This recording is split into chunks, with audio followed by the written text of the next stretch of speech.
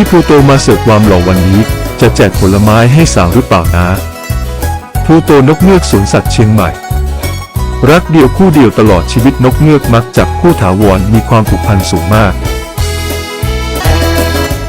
น้องพลูโตนกเงือกหนุ่มผู้สร้างตำนานความรักความเอื้ออาทรความมีน้ำใจที่แบ่งปันอาหารให้กับนักท่องเที่ยวที่ดังสถานโลกโซเชียลแม่เรื่องราวจะผ่านไปแต่ความรักองค์ผมยังอยู่ครับความรักเป็นสิ่งที่งดงามเป็นแม่เหล็กแรงบันดาลใจให้นักท่องเที่ยวปักหมุดหยุดที่สวนสัตว์เชียงใหม่ยนต์โฉมหนุ่มนักรักความรักของพลูโตนกเงือกสวนสัตว์เชียงใหม่